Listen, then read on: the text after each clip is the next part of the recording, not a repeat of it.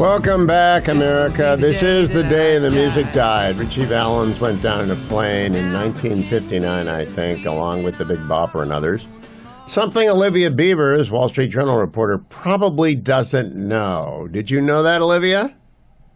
No, but I thought, what a somber way to start my segment with you. I know. The day the music we always died. do our rock and roll tributes on the second segment. Olivia, I very rarely give you the questions in advance, but these were tricky questions, so I did.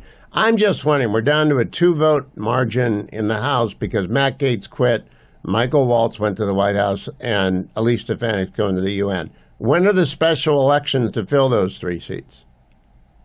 So the special general election for Florida with Gaetz and Waltz's seat will be April 1st, which is actually April Fool's Day. And they, in that case, they're both red seats. They're expected to stay red for the most part, unless there is, as some Democrats have been quoted as saying, some sort of small or large miracle, depending on which district. But you have Jimmy Petronis and Randy Fine, who won those. It's a little bit more complicated for Stefanik's seat. After she resigns, the governor has to declare a special election within 10 days. And then the election must take place 80 to 90 days after that declaration. But there's been some interesting reporting happening on the local level where you have local Democrats who are trying to discuss ways to basically push that deadline back, maybe into June. And the governor's office is not dismissing that. They're arguing it would help with turnout and be more cost effective. So there's probably some political scheming also happening there, because I'm sure if it was in reverse with Democrats, you might not actually be seeing that kind of discussion taking place. But that is underway for Stefanik's office. But it's a red district, right? Eventually it will come back. Okay. The reason I bring it up is the Republicans may need all 5 seats filled in order to push a budget reconciliation package through, depending on what's in it and who doesn't like it. The House Republican retreat you went down to, what was the discussion there about one big beautiful bill versus 2, and what goes in it?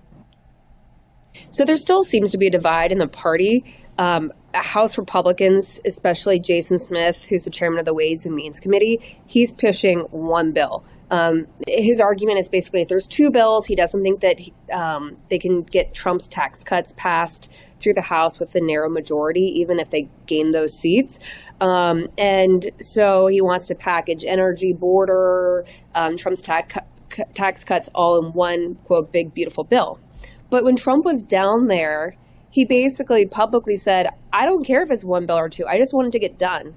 And so we were, as reporters chasing after different Republican members being like, did that kind of undermine your push for a 1 big bill? And they go, no, we're still standing by this. We still want 1 bill. But that doesn't mean that they might ultimately get jammed by the Senate, which is a fear in the House that if they can't come up with a bill that they all agree on, which you're having this discussion about how many cuts, how little cuts, then they might end up having to sort of eat the Senate plan. And there's supposed to be a budget hearing this week, but it hasn't been scheduled. And it's sort of coming in a sign that Republicans on that committee and more broadly just can't seem to figure out where their sweet spot is in terms of cuts. Now, I always refer to it as the budget reconciliation process, because it's more than 1 bill. First step, you got to get a budget. Second step, it's got to get through both houses and be agreed upon. And then reconciliation bills are not guaranteed, but they only require a simple majority in the Senate. So the first big deal is the budget. Who chairs budget in the House? I know Jason Jason Smith is chair of Ways and Means. That's the tax committee. But who runs budget? Yep. So you have Jody Arrington, who's the chairman of the budget committee. And if you talk to his colleagues, most of them will say that he has perhaps the hardest job next to Mike Johnson, because you have some Republicans on the committee who are pushing to not even just have a deficit neutral bill, but one that would even take care of the interest that's happening. And so that's a major haul. And some of the Republicans I talked to are doubtful that there's even the math there unless you start talking about Social Security, talking about all these going too intensely into Medicare and Medicaid, which Trump does not want to touch for the most part. And so they're trying to figure out where the numbers are in a realistic way. You have conservatives, definitely, the Chip Roys saying they want even more intense cuts. And then you have centrists on the other hand, more like the Don Bacon types, who are warning that too severe of cuts would hurt them in terms of keeping their seat and when they run for re-election and keeping the House majority. Now, the solution that fixes everything is to raise more revenue and to agree on a deficit number. The last time they did reconciliation, I think Pat Toomey and his counterpart in the House said, okay, we'll do $1.5 trillion in red ink over 10 years. And that's a budget.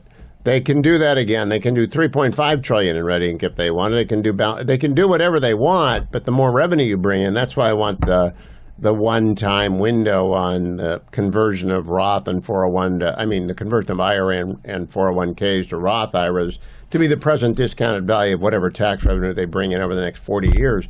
So they have a big pile of money. Did any of this revenue idea get put on the table? We don't want tax hikes, but you can tax gambling and dope. There's a lot you can tax that we don't tax at the federal level. So the last time I was on your show, you asked me if that was part of the conversation, and I was like, did I just not hear about it? So I went back and I asked some Republicans whether there was, as you said, some sort of discussion about vice tax, and the answer was no, that's not really part of the dialogue. They said they actually had seen it. Some of the people I talked to said they had seen it coming from you first versus like it actually being within the ethers. So I don't know that that's actually active, but they are aware that you have put it forward. Jason and I talked about it on air, so I just know that they're stuck on revenue and they're stuck with the Freedom Caucus, and they've got to get a plan or there's not going to be anything, right? Oh, yeah, they need a plan. And they set probably too much of an aggressive plan of thinking that they could have this wrapped up by the end of February, which already we're seeing probably signs of a delay if they can't even have their budget meeting for the blueprint wrapped up or even scheduled for this week. So if that starts happening, I'm sure even once a plan is out there, you're going to see what we typically see for something so big like this, which is once it's public, you're going to start hearing from the base, you're going to start hearing from the Freedom Caucus, you're going to start hearing from all these different entities in the party. And it might mean that they have to go back to the drawing board, or there's some closed door, backdoor negotiations of saying, well, I want this, but we can give on this. And that's going to take time.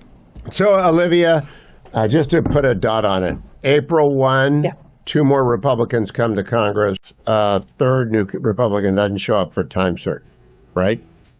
We don't know about when Stefanik is. Part of that would rely on when she resigns and if the local Democrats are able to push it back.